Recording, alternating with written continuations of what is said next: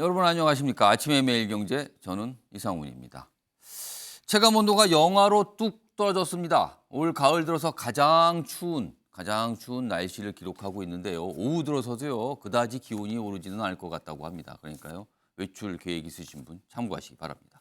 자, 일명기사 바로 출발하겠습니다. 먼저 매일경제 소개해드리죠. 자, 금리 정점 더 높게 잡겠다. 미국 파월 연방준비제도 의장, 우리로 치면 중앙은행 총재죠. 이렇게 얘기합니다. 그래서 기사는 매파 본색이다. 경제에 관해서 굉장히 강경한 입장을 매파라고 하죠. 자, 미국이요 4번 연속 자이언트 스텝, 그러니까 금리를 굉장히 높게 올린 겁니다.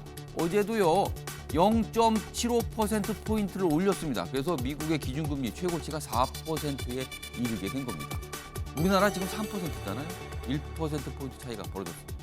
자, 한미 금리차 점점 켜지고 있고요. 그렇다면 우리도 따라갈 수밖에 없는 상황.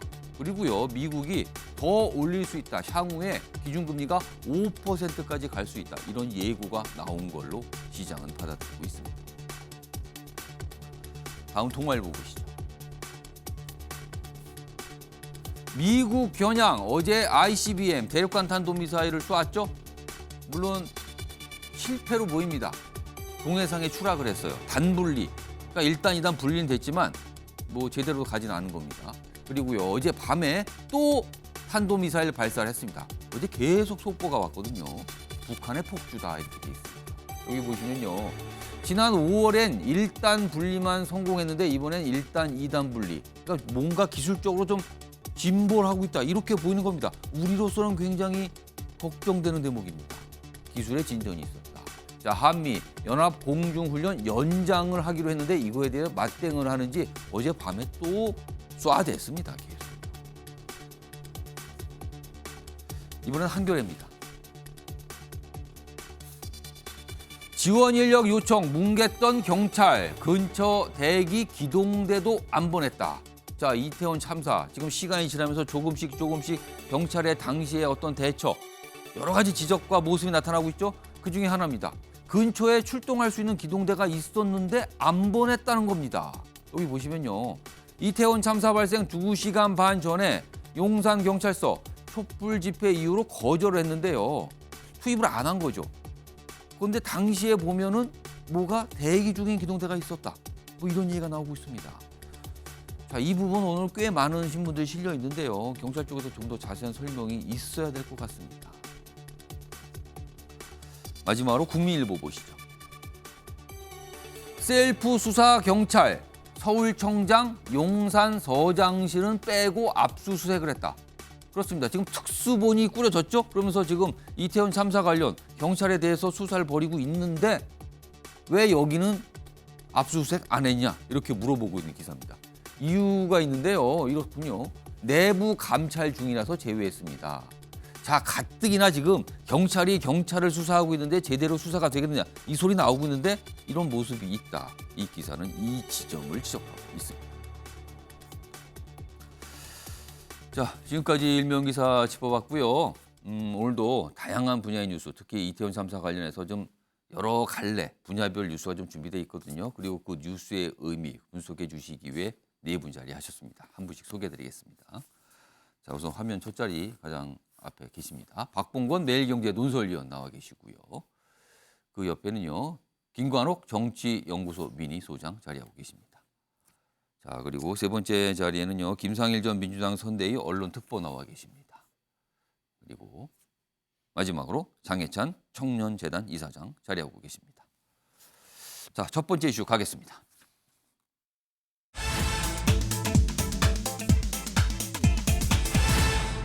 자, 키워드 확인해 보죠. 큰 구멍입니다. 그럼 문제가 발생을 하는 거죠. 뭐가 막혀 있어야 단단하게 방어도 하고 조치도 하는데 구멍이 난 겁니다. 제대로 될 리가 없겠죠. 기사로 확인해 보죠. 90분 미스터리다. 요즘에 이태원 참사 관련 우리나라 경찰 그리고 약간 이런 대응을 하는 정부 조직 뭐 이런 걸 얘기하면서 이 표현 많이 씁니다. 미스터리다. 알도리가 없다 도대체. 이겁니다.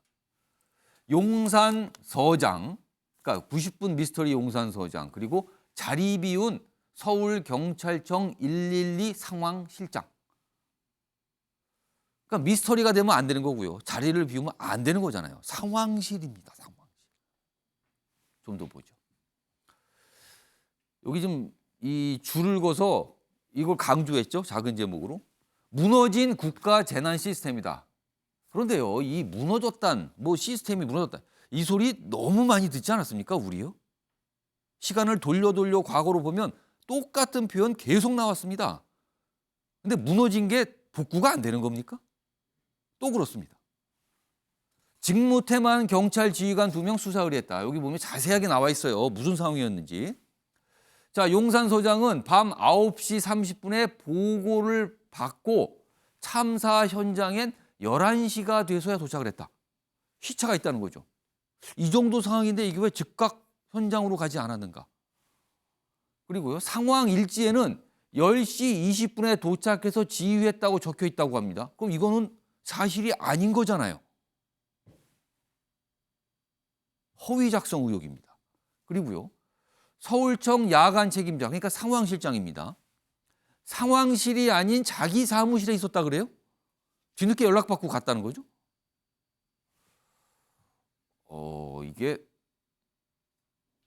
모르겠습니다. 이거를 뭐라고 표현할지 모르겠습니다. 아무튼 이 상황이 하나가 있습니다. 그리고요, 앞서서 어제도 자세히 전해드렸지만 이 상황에 대해서요, 가장 먼저 뭔가 보고 체계란 거는 소방청 쪽에 있고요. 대통령이요, 장관보다 먼저 알았고요. 대통령이 경찰보다 먼저 알았어요. 경찰 수뇌부보다. 어처구니가 없는 상황이 발생한 거죠. 자, 이 상황과 함께요. 우선 박봉건 위원님. 지금 두 인물 지적하는 기사죠. 이게 무슨 상황으로 보이십니까, 지금? 이번에 이 보도를 보고서 국민들께 좀 충격을 예. 받으셨을 것 같아요. 경찰의 직무태만, 직무유기. 그리고 이렇게 경찰 수뇌부의 지휘 보고 체계가 이렇게 엉망이었나, 이렇게 난맥상이 있었나, 이런 부분이 이번 참사를 통해서 적나라하게 드러났는데 하나하나가 다 미스테리죠. 용산서장이 1시간 21분 동안 참사 현장에 가서 봤음에도 불구하고 직속 상관인 서울청장한테 보고하는 게 1시간 20분 뒤에 늦어졌어요. 굉장히 늦어졌어요. 이루어졌다. 아마도 제가 뭐 정확하게 그 내용은 어차피 경찰의 수사를 통해서 밝혀지겠지만은 진상이 규명되겠지만은 예. 아마도 그랬을 거예요. 좀 안이한 상황 판단이죠. 내 선에서 해결하겠다라고 생각했을 수도 있고. 예. 왜냐하면 이런 압사 사고라는 게 흔하지 않은 거고, 그리고 이 이태원이라는 이 어떻게 보면은 그 확 트인 공간에서 예.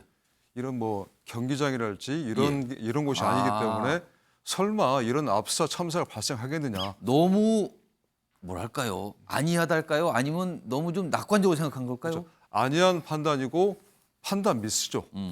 좀 더 적극적으로 대응을 예. 해야 됐는데 내 선에서 막을 수 있다라고 좀 오판했던 것 같고요. 예. 그래서 일단 한번 용산서장 수준에서 한번 이게 늑장 보고가 이루어졌고 예. 또 서울청장이 또 그 치안 총책임자인 경찰청장한테 또 늦어졌죠. 상황 보고를 하는 또 50분 뒤에 했단 말이에요. 보고를 받은 이후에 지금 그 기사를 보면은 그 중간에 서울청장과 경찰청장 갈등설까지 불거지고 있는데 이걸 바라보는 국민들의 참 심정은 참담할 것 같습니다. 이 모든 게 어떻게 보면은 그렇죠. 사후적 이야기죠. 결과론적 이야기이기 때문에 예. 만약 그 당시에 경찰발 출동을 해서 예. 일방 통행을 시키고 그리고 군중 통제를 잘하고 그 집회 시위 관리하던 기동대를 뽑아서 이쪽 이태원에 보내서 예. 통제를 했더라면은 이런 참사 벌어지지 않지 않았을까라고 이야기하는 건 어떻게 보면은 좀 무책임한 것도 있습니다. 왜 사후적인 결과론적 이야기이기 때문에 그러하더라도 지금 이런 부분에 대해서는 경찰의 늦장 대응과 초동 대응, 예. 위협 이런 부분 변명할 여지가 없을 정도로 확실하기 때문에 예. 이런 부분에 대해서는 법적으로 직무유기나 뭐 최근에 과시치사까지 이야기 나오던데 이게 법적으로 적용이 되는지는 진상규명 과정에서 예. 이루어지겠죠. 하여간에 이걸 바라보는 국민들은 이런 경찰한테 우리가 치안을 맡겼었나 하고 좀 실망을 좀 많이 할 것 같습니다. 사실 많은 분들이 깜짝깜짝 좀 놀라죠. 여기 뭐 시간분인데 사실 용산서장이 9시 30분 이전에는 무슨 집회 지휘를 했다 그러죠. 그리고 끝나고 나서 뭐 식사 과정도 있었고 뭐 하는데 시간이 많이 빈다는 거예요. 이 정도의 상황이 보고가 됐다면 즉각적으로 지시를 내리거나 현장에 가서 지휘해야 된다. 이게 상식이라는 거죠, 지금. 상식 밖의 일들이 일어난 거예요, 지금요. 이게 첫 번째 상황이고요. 다음 기사 보겠습니다. 이거는 아직 궁금증이 안 풀리고 있어요. 이게 궁금증이라는 표현도 적합하지 않을 것 같습니다. 어처구니가 없는 상황인데 왜 그런지 아직 풀리지 않습니다. 이게 늑장 보고 왜 골든타임 허비한 경찰 수뇌부 3인방 미스터리다. 앞서서 용산 소장 얘기했죠. 뭐 본인이 현장에 늦게 갔다는 것도 있지만 보고도 늦어졌어요. 그리고 여기 있습니다. 서울청장 상급자에게는 왜 안 알렸을까? 경찰청장 사고 2시간이나 모르고 있었다. 그러니까 이런 얘기가 나오잖아요. 경찰 수장이 네티즌보다 정보가 늦는 겁니까? 이거 김상일 전 네. 특보께는요. 과거 국회에도 계시고 뭐 정부 경험도 있으시니까 설명을 좀 해주세요. 이거 왜 그러는지, 왜 그랬을까? 일단은 그 우리가 근대 국가를 만들면서 예. 기본적으로 정부의 모든 업무는 시스템으로 이루어지도록 관료제를 채택을 합니다. 예.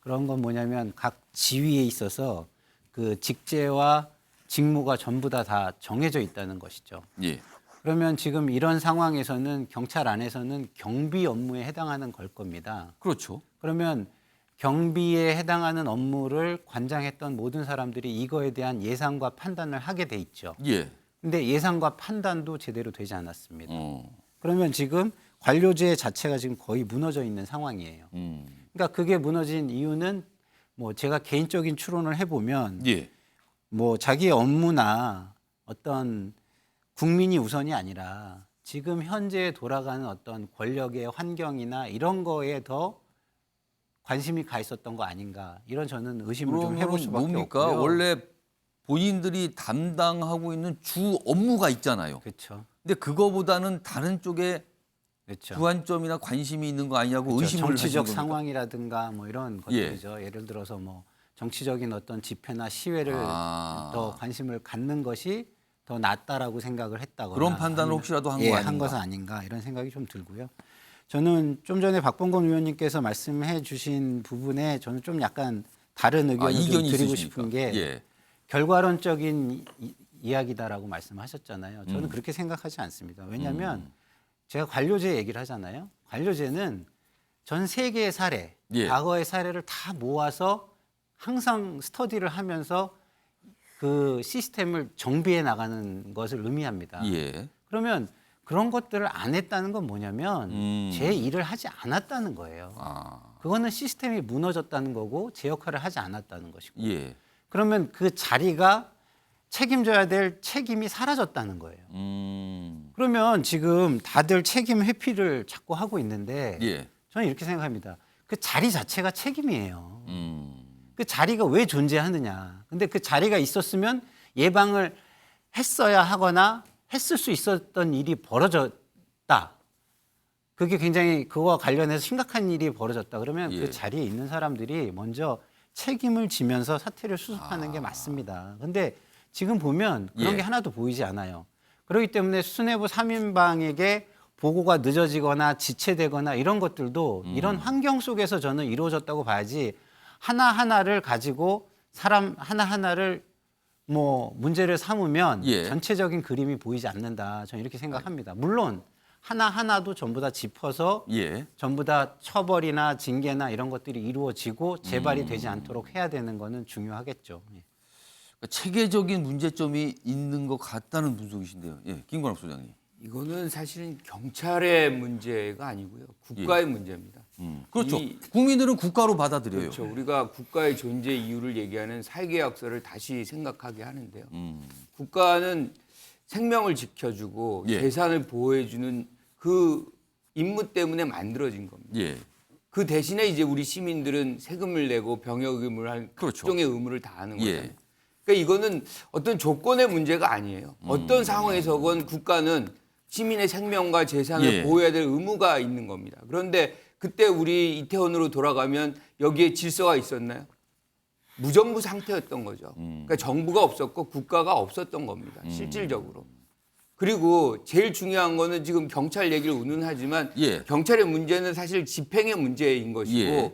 경찰보다 지금 대통령실이 먼저 알았다는 거 아니에요? 예. 사실은 모든 총괄적인 어떤 지휘부는 대통령실 국정상황실이거든요. 그렇죠. 그럼 대통령한테 보고하는 동시에 청장들이든 무슨 뭐 경찰들은 다 지휘를 했어야 되는데 장관도 모르고 청장도 모르고 대통령실이 가장 먼저 파악을 그렇죠. 했다는 거죠? 그런데 그게 지시가 위에서 과연 탑다운식의 어떤 아. 명령 계통이 작동을 안 하고 있잖아요. 그리고 그 밑에 중앙재난안전대책본부라는 게 있어요. 이거는 이제 장관 밑에 있는 것인데 예. 여기도 완전히 작동을 안 합니다. 아, 그리고 이제 와서 말단 경찰들이 못했으니 예. 이태원 파출소가 못했으니 거기서 책임져라.